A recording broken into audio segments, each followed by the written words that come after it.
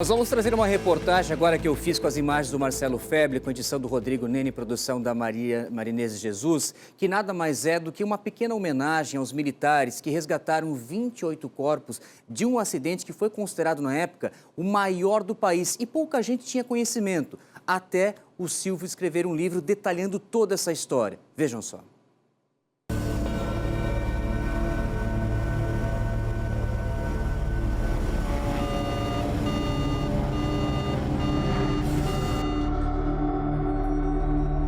Resgate histórico daquele que foi considerado na época o maior desastre da aviação brasileira, a queda do C-47-2023 no topo do Cambirela. A aeronave bimotor de fabricação norte-americana e usada na Segunda Guerra Mundial e depois adquirida pela Força Aérea Brasileira. Naquele 6 de junho, o C-47 havia decolado do estado de São Paulo e feito escalas no estado do Rio de Janeiro e no Paraná, antes de pousar naquela tarde em Florianópolis para o reabastecimento e entrega de vacinas e correspondências, a serviço do então Correio Aéreo Nacional. Por volta das 2 horas daquela tarde do dia 6, a torre de controle da base aérea de Florianópolis perdeu todos os contatos com a aeronave, que somente seria localizada às 9 horas da manhã do dia seguinte, dando início à então maior missão de busca e resgate de toda a história do 63BI. Valdir Vaz foi um dos primeiros soldados a chegar no topo do Cambirela. Naquele momento, a tropa já não tinha mais esperanças de encontrar sobreviventes. Do pé do Cambirela até lá em cima, levamos 4 horas para ver o sacrifício que nós passamos.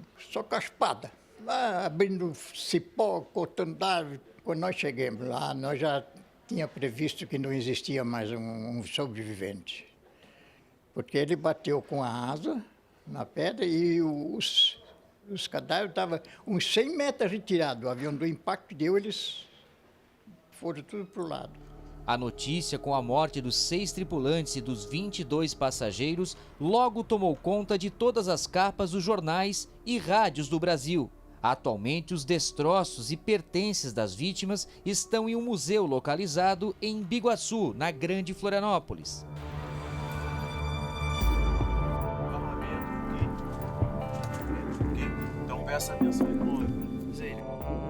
São por volta das 5 horas da manhã. A atual tropa do 63BI recebe as últimas orientações. Alguém alguma dúvida?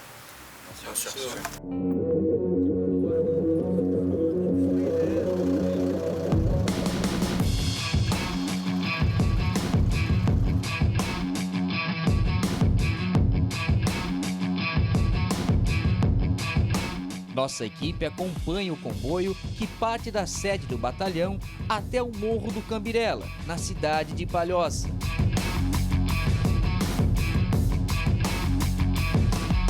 Aqui nós começamos a subida do Cambirela, reproduzindo o que aqueles militares passaram em 1949. Hoje o 63BI dispõe de vários recursos. Mas na época o que eles tinham para conseguir trazer as vítimas, os corpos, foi mais ou menos isso que eles improvisaram hoje para mostrar pra gente. Um pedaço de tronco, de árvore, tecidos de pano e cordas. Bem diferente do que hoje há à disposição. Macas rígidas como essas, capacetes de montanhismo, além de toda essa bolsa com diversas ferramentas e equipamentos e alimentação. Porque naquela época, os soldados, quando saíram às 9 horas da manhã do então 14º Batalhão dos Caçadores, levaram consigo, além das suas fardas, um sanduíche e um facão.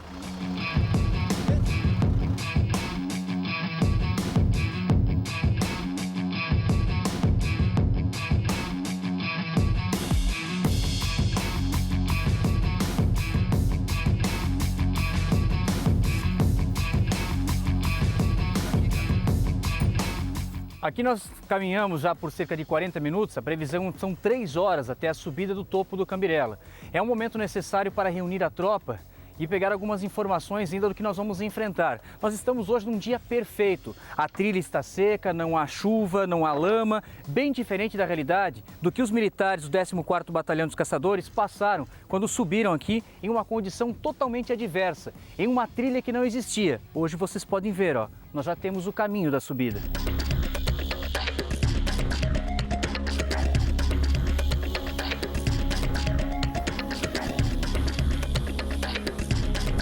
Bem, a gente chegou na Árvore do Abraço, a passagenzinha técnica. Importante se garantir aqui, dá uma passadinha, tá em casa. Você? Aqui, ó. O risco tá ali embaixo, ó. Exatamente. Segurar aqui. Aqui embaixo, ó. Dá uma olhada, ó.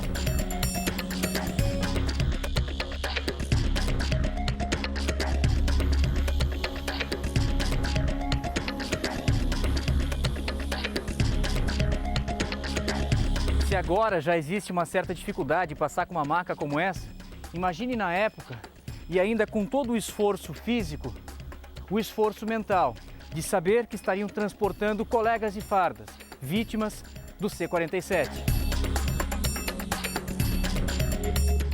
O que nós estamos vendo nessa imagem do alto é a ilha de Santa Catarina, Bahia Sul e aqui o continente. Nós subimos até agora por aproximadamente 2 horas de caminhada. Esse ponto exato que você vai ver agora, que nosso Marcelo Febre, comandante do drone, está mostrando, é a primeira clareira que nós encontramos aqui em uma dessas trilhas de acesso ao topo do Cambirela. A expectativa, mais uns 40 minutos de caminhada, nós devemos chegar ao ponto mais alto. Aqui nós estamos a uma altitude de 615 metros, acima do nível do mar.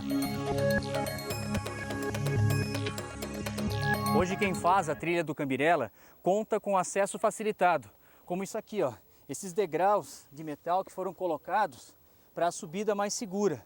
Algo que no desastre aéreo de 1949, aqueles militares subiram e desceram com as macas, trazendo os corpos das vítimas, e não tinham nem mesmo isso aqui para se segurar.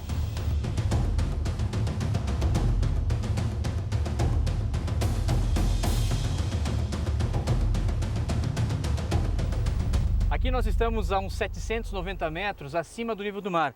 Ô Silvio, esse ponto aqui que dá para ver, trilha leste e trilha norte. A trilha norte foi percorrida pelo pessoal do 14º. Exatamente. Em 7 de junho de 1949, os soldados do 14º Batalhão de Caçadores, juntamente com outros militares, subiram a trilha norte, que até então foi a primeira trilha usada por esses militares para essa missão, né? Eles fizeram um acampamento, o setor de operações ficou concentrado lá na guarda do Cubatão e a subida foi pela face norte. E aqui a gente consegue identificar alguns pontos históricos, né?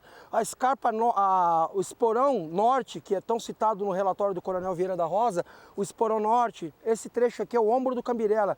Então nesse setor do esporão norte, no último dia, os últimos 4 corpos ficaram lá, porque os soldados não conseguiram retirar eles no dia 8 de junho, então eles pernoitaram aqui com os últimos 4 corpos e no dia 10 foram retirados os últimos corpos. Então foi uma missão, envolveu centenas de homens, uma missão, uma mega operação liderada pelo 14º Batalhão de Caçadores. A partir desse trecho aqui, né, considerando que eles vieram pela norte, né, a partir desse trecho então a gente entra na trilha por onde os militares percorreram durante 4 longos dias, né, do dia 7 de junho ao dia 10, subindo e descendo aqui por esse setor. Daqui onde nós estamos até o ponto de impacto do C-47 com o Cambirela? Nós estamos exatamente, aqui começa a escarpa da bandeira. E a pedra da bandeira é o marco da colisão do avião. Daqui até a colisão, eu calculo que dá mais ou menos uns 200 metros.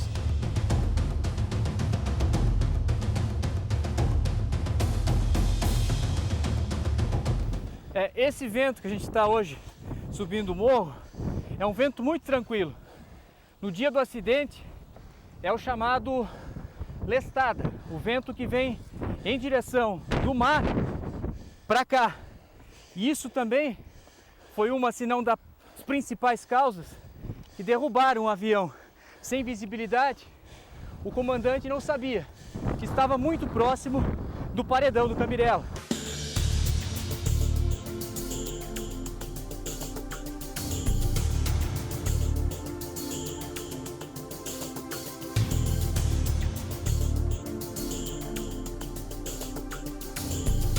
Esse ponto onde nós estamos é conhecido como Lombo do Cavalo, porque tanto o lado leste como o lado oeste são dois precipícios, um verdadeiro penhasco.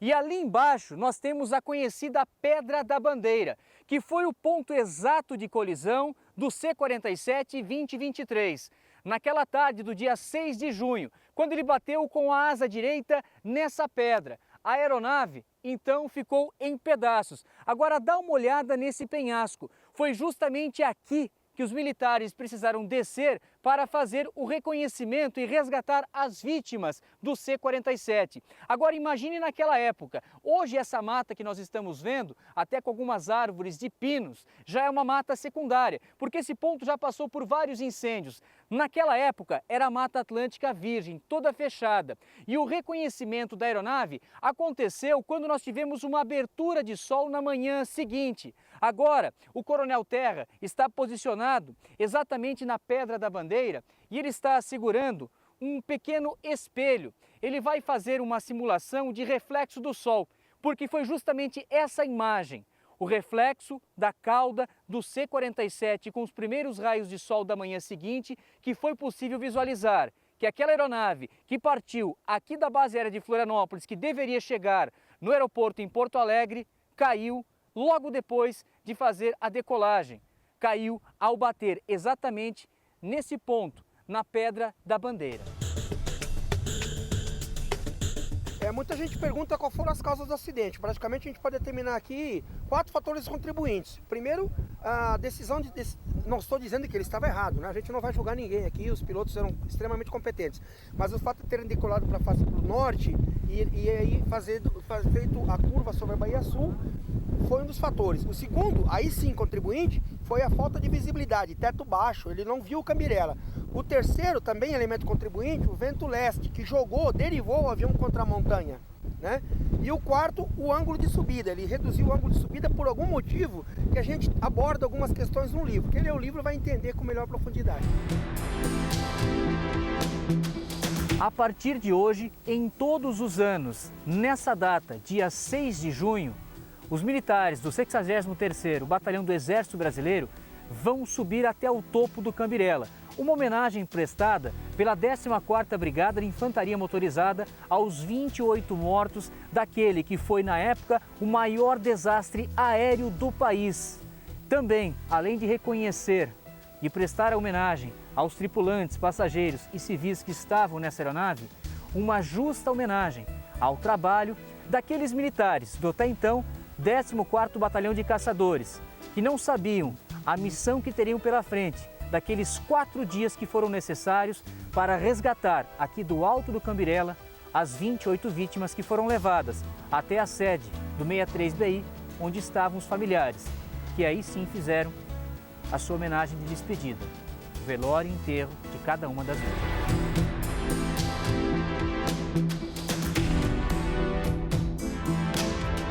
Hoje nós tivemos a oportunidade de percorrer esse caminho que os militares fizeram e, acima de tudo, a gente fica muito feliz de pertencer a essa equipe que nos antecederam e há quase 75 anos atrás receberam um chamado emergencial para poder fazer uma das atitudes mais nobres que a gente pode ver, que é prestar ajuda humanitária, ajuda ao próximo. E eles fizeram isso com muita coragem, com muita determinação, com muita perseverança e, como dissemos, acima de tudo, com um sentimento de solidariedade muito grande. Isso nos orgulha, nos honra e estar aqui hoje é uma oportunidade de relembrar a esses militares que estiveram aqui resgatando as vítimas e fortalecer o nosso compromisso de estarmos sempre prontos a qualquer momento para cumprir a nossa missão. Independente do lugar, do tempo, das condições meteorológicas, nós temos que estar prontos para ajudar.